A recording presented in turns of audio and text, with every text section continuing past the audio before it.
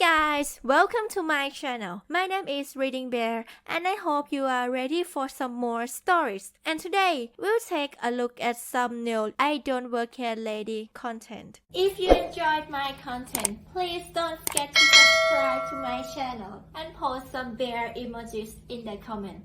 And now, let's dive right into the stories. The first story is titled I wanted some stamps, too. So this happened several years ago, before I ever knew Reddit even existed. Come to think of it, I looked it up, and this incident happened about the time Reddit was being created. And it wasn't until I started reading these stories earlier this year that I even knew this was a thing beyond my experience. Apologies in advance for the random side bits. It's just how I tell stories. So I was working at the local minor league ballpark. AA affiliate for St. Louis. But I was concessions, so technically I worked for the concessions company that also ran the gift shop, not the team or the park itself. The uniform is navy blue pants or shorts with a maroon polo shirt that has the company logo on the sleeve, a red ball cap with the team's logo, and a name tag with the company logo on it. I lived within walking distance at the time, and it was easy to dart into the nearby grocery store, as it was directly on my path home. Now, this grocery store's uniforms were jeans, a black polo shirt, and the store name in red on the front, with gold magnetic name tags versus my white plastic clip-on badge with my name, picture, and the name of the ballpark on it. So I am popping into the grocery store on the way home after an afternoon game that ran a bit late. I need stamps and to change a 10 for a roll of quarters for laundry. Unfortunately, by the time I got there, the customer service desk was closed. I'm walking away from the customer service desk. Yeah, I was tired and dense enough to not realize that it was closed until I was right up on it and so tired between work and studying over the summer semester that I nearly walked into it, when I hear, "That's just great." Not sure if this is a good or a bad thing, but any conversation that is either outside the realm of normalcy for me or is formative to my personality, I will remember it almost perfectly, when for normal conversations. I can't remember, half the time, what was said 2 minutes ago unless it's important. So I look up, and there's this older woman. She's dressed somewhat professionally. I think she probably teaches. She has that teacher aura. And not the good kind. The kind that makes you think, this one has a class favorite, and it is not me. Me. Woman. Why is it closed? I need stamps. Me. Yeah, but it's okay. There's always tomorrow. Glad I'm off. Woman. I bet you are, but I still need stamps tonight. Me, shrugging. I guess you could always ask the manager. They might be able to help you. Also, I don't know if they sell stamps right at the register or not. At this point, I left her to pout and HMPH. Didn't even occur to me that she thought I was an employee AMD, the one responsible for her not being able to get stamps until I got home, and then had a good laugh. The next story is titled I Don't Work Here. Well, I did, but I don't anymore. I've been a long-time lurker and just came to the realization I have a story to tell.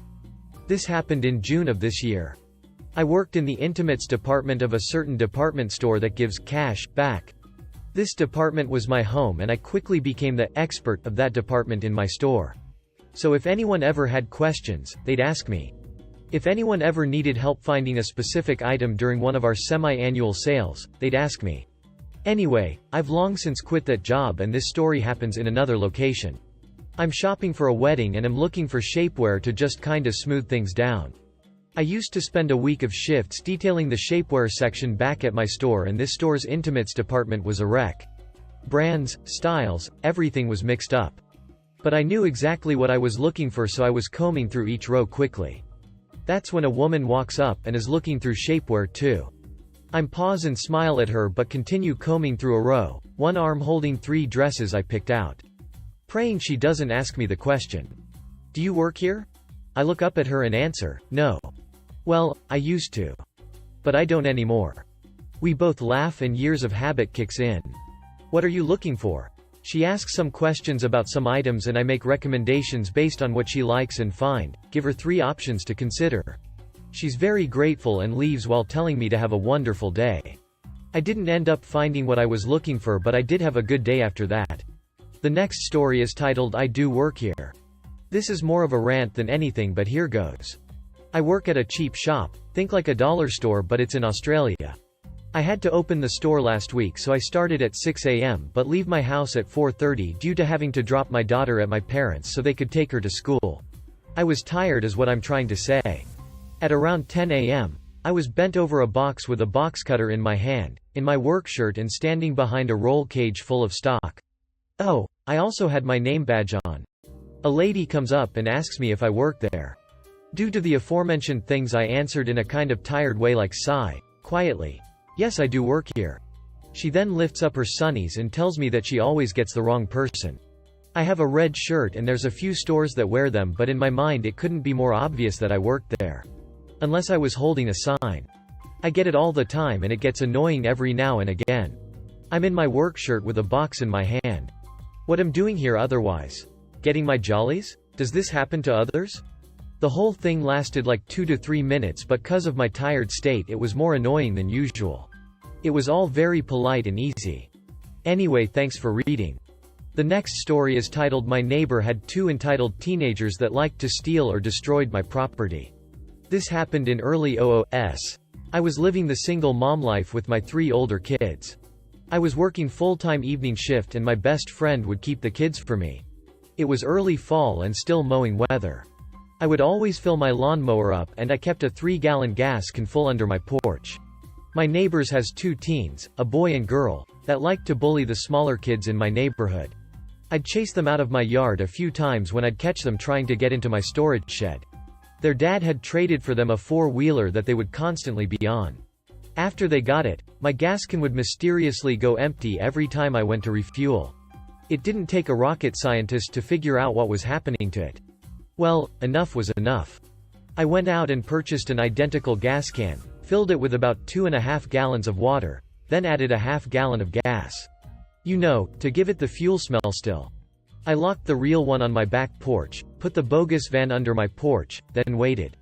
Within a couple of days, the little brats were throwing a massive fit because their 4-wheeler was toast. Yeah, it sucked to be them. As I said, these little monsters enjoyed destroying other people's property. One of their favorite pastimes were tearing up Halloween decorations and smashing pumpkins. That year, I bought close to 20 pumpkins that would only get smashed on the street in front of my house. My kids were devastated. They also loved tearing up the stuffed scarecrow on the next-door neighbor's porch. I managed to get together some old worn overalls, a straw hat, and ratty-looking long-sleeve button-up shirt. I stuffed it and sat it out on my porch on Halloween day. I had asked my bestie to take my kids trick-or-treating because I had a treat for the teen monsters and their friends. I waited till dark, shut off the porch light and brought in the scarecrow, put on the clothes and hat, painted my face, and went back outside in the chair with a huge bowl of candy and a sign saying "Take one please."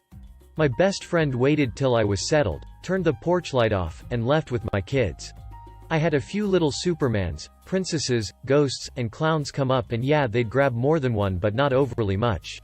About half hour into my evening, I heard the brats coming up the road. They immediately started smashing the pumpkins and yanking down decorations. 3 of them run up on my porch, one grabbing the bowl as the other 2 went to grab poor Scarecrow. Only Scarecrow, me, suddenly sat up with the deepest, harshest, loudest growl and grabbed one of the boys closest to me. I've never seen people actually fly before, but they were screaming like nobody's business running down the street. A cop pulls up less than a minute later. Says he had been getting complaints about these kids and was trying to catch them in the act. But he'd seen the entire exchange on my porch and he couldn't quit laughing. I didn't have much problem after that.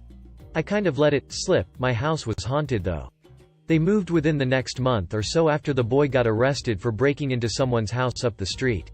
The next story is titled I'm Sorry, Do You Work Here? Pride Edition.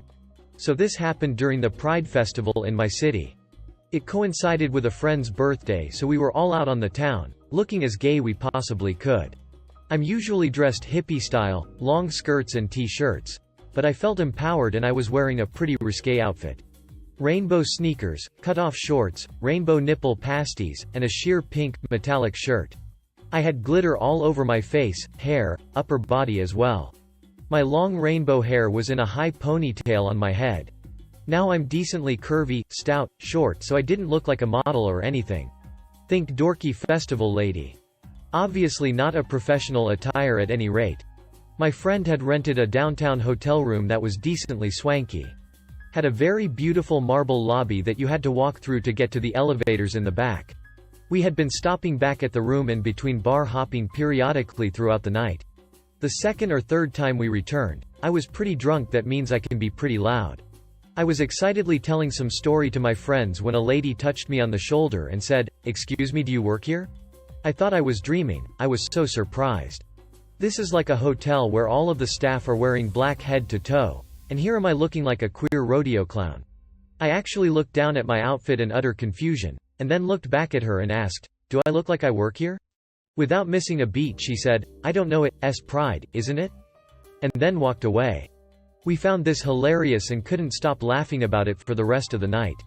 The next story is titled Random Lady Thought I Worked at Walmart and I Have No Clue Why. Okay, this one is one of the weirdest ones I've ever posted on here. Simply because I can't find a reason. I think the person thought I worked there. My friend and I were having a sleepover and her older sister works at Walmart. Her other sister was giving us a ride there. We get there and go to get snacks and other items for the sleepover. We stop and say hello to her sister and chat for a couple minutes. My friend's sister told her to come with her for a second, I think because she asked to borrow some money. I honestly don't remember, I got distracted by something or other. She tells me to stay put. I fake salute her and say aye ma'am. That's some of the ways we joke with each other. So I'm standing around waiting for her to get back. Some guy walked past me and something fell out of his cart. I notice and hand it to him. He thanks me and continues on his way. Then this lady walks up to me. She asks me to unlock the fitting rooms. I am a little confused and point her in the direction of the fitting rooms. She repeated her request for me to unlock the fitting room. I tell her I don't have the keys and start to say I don't work there, but she asks me to put her in touch with an employee that does have the keys. She was very polite and all around nice. It just greatly confused me that she thought I worked at Walmart. I was wearing jeans and a hoodie that had Baby Yoda on it. My friend comes back with her sister and finds me having a conversation with that lady. The lady smiles and thanks me for putting her in touch with another employee.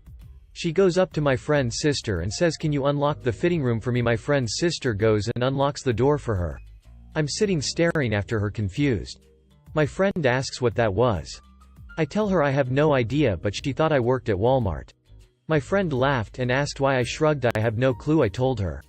We spent much of the next hour bouncing ridiculous ideas off each other. The next story is titled I Don't Work at That Arcade Because That Arcade Doesn't Exist. I got back from a bar a couple hours ago. In particular, one that doubles as a classic video arcade, with games ranging from 90s like Mortal Kombat and Tekken, and others going all the way back to the 70s, Asteroids and Space Invaders. They even have a couple ski ball machines. It has that streamers and confetti carpet like Chuck E. Cheese used to have, neon lights everywhere, and even the TVs are old 4:3 CRTs. You'd swear it was 1988 in there. They try to keep it as anachronistic as possible. Only things like the register and ATM are modern. Everything else is vintage. Anyway, as I am a fan of the good old days, I have a few articles of clothing that advertise old movies.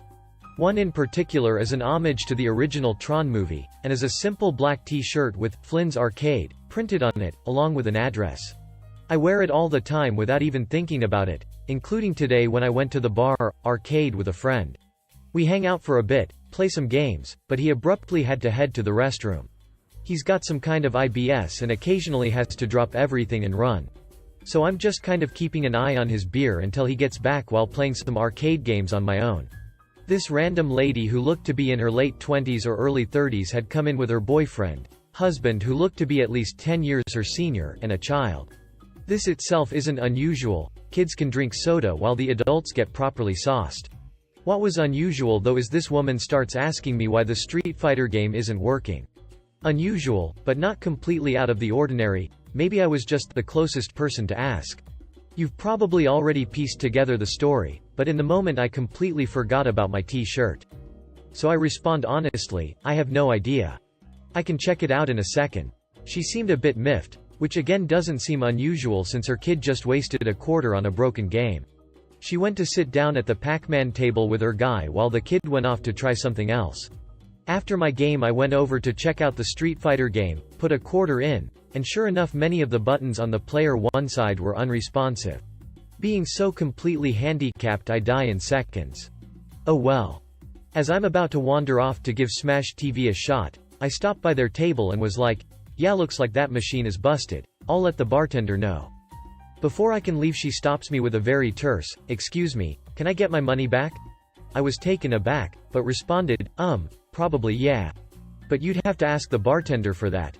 She points to the 2 beers I'm holding, and says, well just get me a quarter when you take those back up. At that point it clicks. Oh, I don't work here, this is my beer, and the other is my friend's. I'm just watching it for him. She points at my Flynn's arcade t-shirt and goes, why are you wearing the uniform then? And then the pieces fell into place for the boyfriend, husband, as he interjects, babe. This place is called, name of bar. Flynn's arcade is from a movie. I set the beers down and tug at the shirt to straighten it and make the print more visible, and the guy continues, see the address? It says 9543 Culver Boulevard, Culver City, California, which is the location of the actual building used in the movie. We are nowhere near California. She gets all flustered and tries to save face. Well, why would you wear an arcade shirt to an arcade? Of course people are going to think you work here. The guy just laughs and shakes his head, looks up at me and goes, greetings, program. I've been trying to get her to watch the classics, and I guess I know what movie we're watching tonight. And that was the end of that. They had their drinks, let the kid play arcade games. My friend finished repainting the toilet. We finished our beers. Kind of tame compared to the other things I've seen on here, but I mean I'm certainly not complaining that I didn't have a full-on Karen raging at my face. The next story is titled A Flattering Mistake. Just a small lighthearted story for anyone who's interested. I am a 20M undergraduate who's working in a biology lab. One of my peers created a poster to describe her work, so our lab crew went out to the university's poster session. I was unfamiliar with the idea of a poster session, so it was a bit of a surprise to me. It's basically a big party in a ballroom full of freestanding boards with a dense scientific poster on each with the authors standing nearby, ready to explain the scientific content and answer any questions. Fascinated, I began wandering around to explore all the various posters in topics like physics, chemistry, biology, psychology, and more. Of course, being an undergraduate, every single poster was way above my head, and I really had to dig to find content that I was even partially capable of understanding. One poster was unaccompanied by its author, so I decided to give it a read. A man then came along, apparently in about his 30s, so I was of the impression that this was the author coming back to explain the poster for me. He introduced himself, hi, my name's Anthony Asterisk, what's your name? Ah, I'm A283, nice to meet you. I hesitantly shook his hand, already sensing that this may have been a misunderstanding. So, he started as he moved to inquisitively inspect the poster, could you give me sort of a summary about your work here? I froze for a second and smiled. I think you might have me confused for someone else. This isn't my poster, I'm just a visiting undergrad. He turned beet red. A283. I'm so sorry. You just look so well dressed and prepared to present. Well, nonetheless, nice to meet you, A283. It felt nice being mistook as a presenter, even though I had only the slightest of understandings of the posters in the room. If you enjoyed the video, please subscribe to the channel and post some